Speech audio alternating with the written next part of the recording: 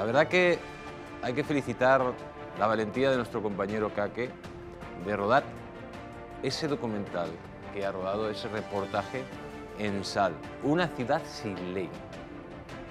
En Cataluña ya hay ciudades donde no existe ni el Estado español ni la República Catalana Independiente y empieza a existir la República Islámica Independiente.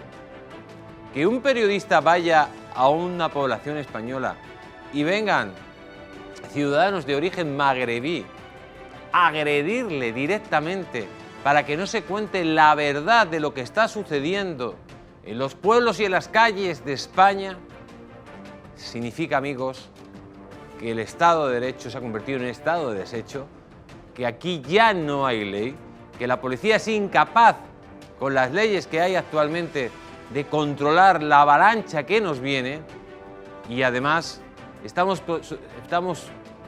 teniendo un proceso de sustitución de la población. No es un proceso de llegada, no, es un proceso de sustitución. Al igual que se hizo en Norteamérica, proceso de sustitución, o en Australia. A este paso, en Cataluña, no habrá catalanes de 8 apellidos, sino habrá musulmanes de 8 apellidos. Luego hablaremos con el señor Minuesa, porque, amigos, se juega la vida, nuestro compañero se ha jugado la vida en territorio Cheyenne, y aquí los medios de comunicación todavía hablan que si hay racismo, no hay racismo, ocultando lo que está pasando en este país y ya en pueblos muy concretos donde no existe Occidente, donde nos trasladamos a Oriente, nos trasladamos a otro lugar, donde el autóctono ha pasado a ser un ser raro, donde además a toda esta gente le apoyamos con nuestros impuestos, con paguitas, con ayudas, y luego miren cómo lo pagan, imponiendo la ley islámica. Y hoy, amigos, tenemos que hablar de muchas cosas, muchísimas cosas, porque ya les vamos diciendo siempre que esto va cogiendo forma. Y claro que va cogiendo forma, y sobre todo felicitar a nuestro querido Guillermo Rocafort y también a este programa, porque gracias a sus investigaciones y a que hemos sacado sus investigaciones aquí, el señor Corbillo ha estado hoy en el Congreso de los... Perdón, en el Senado, y al parecer el senador popular pues le ha hecho una buenísima interrogatorio a este señor. Por lo tanto, ha estado pendiente de los programas del Mundo al Rojo. El señor Corbillo, que luego lo veremos, amigos, ha dejado a las claras ya los informes de la UCO, que tenía una clara relación con Aldama y con Ábalos. Lo que quiere decir, amigos, que la teoría que puede ser el presunto testaferro de Sánchez cada vez coge más fuerza, porque tanto uno como otro eran los que tenían que darle reportes de la trama del fuel al señor Corbillo. Pero eso lo hablaremos más tarde, porque, atención, al señor Ábalos se le está cayendo la casa encima, y nunca mejor dicho. ¿Se acuerdan cuando le hablamos de que Koldo le había sustraído, tenía varios pens del señor Ábalos, que la Guardia Civil cogió cuando intervino la casa del señor Koldo? Pues la Guardia Civil está investigando y está saliendo, amigos, una cantidad de información brutal. La primera información de todas: ya se ha descubierto que Koldo tenía un chalet en Perú, ¿se acuerdan? Que lo compró con el dinero de una ONG y la puso a su nombre. Otro chalet también en Perú, pero ahora se ha descubierto otro chalet en Colombia de 2.100.000 euros. Un chalet que compra en el 2003 y, al parecer, en su declaración de bienes del Congreso de Diputados dice que lo vende en el 2013 por 1.000 euros. Cosa falsa, porque el chalet lo sigue teniendo y encima tiene un valor de 2.100.000 euros. Aparte, lo que ha descubierto la UCO, que el señor Ábalos tiene más de 265 cuentas bancarias a su nombre. La mayoría de ellas son del Partido Socialista Obrero Español. Bueno, puede ser porque fue en su momento secretario de organización del Partido Socialista. Y voy a recordar una cosa: todo esto que está saliendo, y Ábalos sigue siendo miembro del Partido Socialista. Sánchez todavía no lo ha echado. Ojo. Y el pacto, la pregunta del millón, el pacto entre Sánchez y Ábalos, ¿hasta dónde va a llegar? ¿Hasta dónde va a callar Ábalos? ¿hasta cuándo va a aguantar y va a tirar de la manta? Esa es la pregunta que todo el mundo se está haciendo, porque la UCO ya ha pedido también al juez del Supremo que empiecen a investigar, que abra diligencias para abrir investigación sobre los posibles blanqueos de dinero del señor Ábalos. Y esto apunta claramente, amigos, a una serie de transferencias que puede hacer el señor Ábalos, al tema de bienes muebles que tiene el señor Ábalos y sobre todo apunta a República Dominicana. Porque lo que estamos viendo es que el señor Ábalos ya venía con un capital anterior, antes de entrar en el Partido Socialista, bueno, entrar como ministro. Ya tenía su chalet en Colombia de 2 millones, tenía otro chalet en Perú de 1 millón y otras cosas que irán saliendo. Y hay que recordar que el señor Ábalos tenía una relación muy buena con Venezuela y con el ministro de Turismo de Venezuela. Y claro, lo que todo esto apunta es que a lo mejor de casta le venía al cargo. Quiere decir que el señor Ábalos ya estaba, antes de llegar al gobierno, en tramas y en cosas oscuras. Todo esto presuntamente. Hay que recordar que Pedro Sánchez solía llamar a Ábalos 7 o 8 veces al día para que le reportara cómo iban todos los asuntos. Y claro, lo del señor Ábalos, amigos, ya tiene los días contados. Le está cayendo todo. Todo. Solo falta el tema de la trama del Fuel, que ya salen vínculos totales con Corbillo y Aldama para que el caso de la trama del Fuel salga del juez Ferraz, de este inepto, vago, que trabaja menos que la chaqueta de un guardia, que deje ya el caso de los hidrocarburos, que lleva 3 años y es incapaz de investigar o de pedir el testimonio del señor Corbillo, que es pieza clave en toda la trama. A estas alturas de la película, el juez Pedrá está en esto y además, amigos, lo hemos visto en fotos, pues reunido con el que era juez Bermúdez, que ahora es abogado de uno de los acusados de la trama. En definitiva, amigos, lo que estamos viendo con Ábalos es que le está cayendo toda la porquería a él. Y vamos a ver cuando el juez del Supremo diga a Ábalos que entra en prisión. Vamos a ver hasta cuándo aguanta.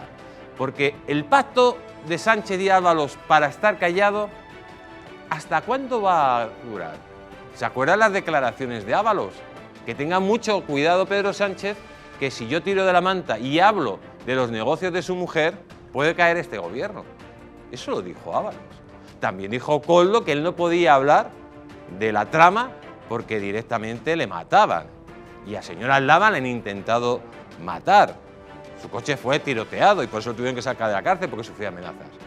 En definitiva, amigos, ¿está Ábalos amenazado? ¿Está Ábalos con valor suficiente para tirar de la manta y que no se le caiga, que no sea la cabeza de turco de todo este entramado? Lo iremos viendo poco a poco, pero lo cierto es que las fichas van cayendo. Ábalos está cao, Begoña está cao, el hermanísimo está cao, Santos Cerdá está a punto de caer, Torres está a punto de caer, Armengol está a punto de caer. Y cómo no, Marlaska, amigos, está más separado, pero también está vinculado a todo esto. En definitiva, estamos hablando de un caso, amigos, nunca visto, de una corrupción total, piramidal, con un número 1 que regía todos los destinos. Hoy en el Congreso de Diputados, pelea por los menas, pelea, pero una pelea dura. La verdad que la oposición parece que va mejorando, que se va esforzando y le ha puesto las cosas en su sitio al señor Sánchez. El señor Sánchez, amigos, que es una auténtica vergüenza. Le preguntan cómo está usted y pregunta y responde lo que le da la gana. Mientras la Chonia Mengón no dice nada, pero bueno, vamos a escuchar, amigos, un resumen de lo que ha pasado hoy en el Congreso de Diputados. Política de pactos llevada a cabo por el Gobierno con Junts a cuenta del reparto de los menores migrantes no acompañados y el pacto político del Partido Popular y Vox en Valencia para sacar adelante sus presupuestos han protagonizado la sesión de control al Gobierno de este miércoles. En primer lugar, el cara a cara entre Sánchez y Feijóo. El líder del PP acusa al presidente de usar Telefónica para extorsionar a los medios y Sánchez le responde con el pacto valenciano. Usted se gastó 2.000 millones de euros de los impuestos de todos los españoles en controlar Telefónica y parece ser que la usa para extorsionar a los medios de comunicación. Usted, señor Feijóo, pretende tapar un error cometiendo uno más grave. Sí. Usted elude el cese del señor Mazón abrazando a la ultraderecha. Una vuelta de tuerca más por parte de los portavoces populares. ¿Me puede usted explicar por qué el acuerdo de Valencia de cero menas es xenófobo y el acuerdo de Cataluña de cero menas es progresista? ¿Por qué? Y el tono ha subido en el turno entre Abascal y Sánchez. ¿Está usted dispuesto a la islamización de España con tal de que le aplaudan?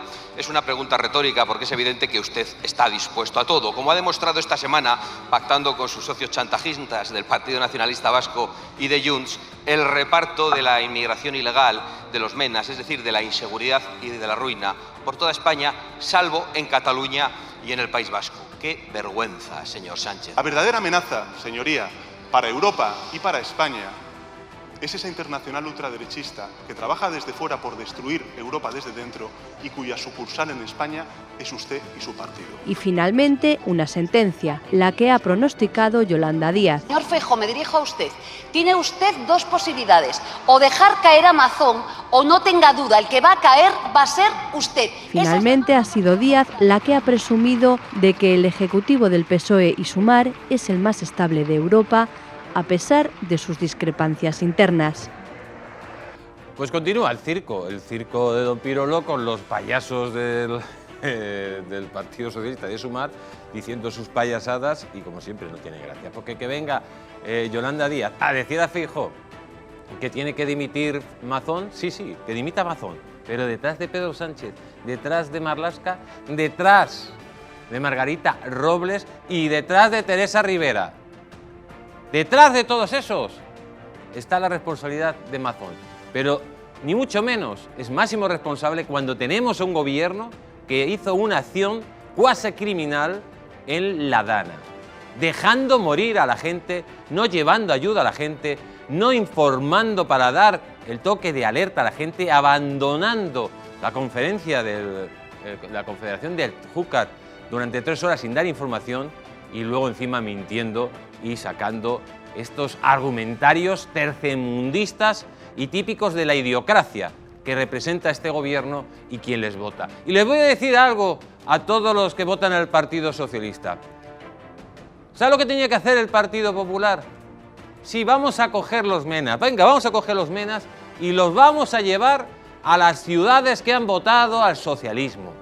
Si quieren a Pedro Sánchez, si tan bueno es Pedro Sánchez, le vamos a dar Pedro Sánchez y vamos a meter a los menas en las ciudades que gobierne un alcalde socialista. Y ahora que no venga el alcalde de Fuenlabrada, que diga que no, que ahí no quiere menas. Pues sí, te los comes porque la gente de tu pueblo quiere socialismo, quiere a Pedro Sánchez, quiere el pacto con Puigdemont, pues toma menas. Eso es lo que tiene que hacer ahora el Partido Popular. No negarse a cogerlos, no. Lo vamos a coger y lo vamos a meter directamente en los municipios socialistas para que el que vote a Pedro Sánchez se lo piense 2 veces antes de votarles. Porque ya está bien la broma de esta idiocracia, de estos tipos que parece que viven en otro planeta y siguen votando por sectarismo político y por odio político. Pues si quieres, tanto quieres a Pedro Sánchez, toma a Pedro Sánchez. Y mientras tanto, amigos, también en el Congreso, lo de Marlaska, el indigno Marlaska, como decía Macarena Olona, no tiene precio. Hoy ha confesado en un lapsus directamente que ha sido una cesión de competencias lo que ha hecho con lo de acceder a los mozos las fronteras y la inmigración. Véanle al indigno, más indigno que nunca. Escúchenlo. Lo que yo nunca haré es utilizar a las víctimas ni a las fuerzas y cuerpos de seguridad del Estado. Ustedes no saben hacer otra política porque no tienen proyecto. Mire, la proposición de ley evidentemente es una proposición de delegación de competencias conforme al 152 y evidentemente son de competencias que siguen residenciándose en el Estado. Le vuelvo a decir, no hay cesión de control de fronteras, no hay cesión del control de los flujos migratorios irregulares. Como verá, nadie me ha contradicho en lo que he referido en toda esta semana. Ustedes no se han leído.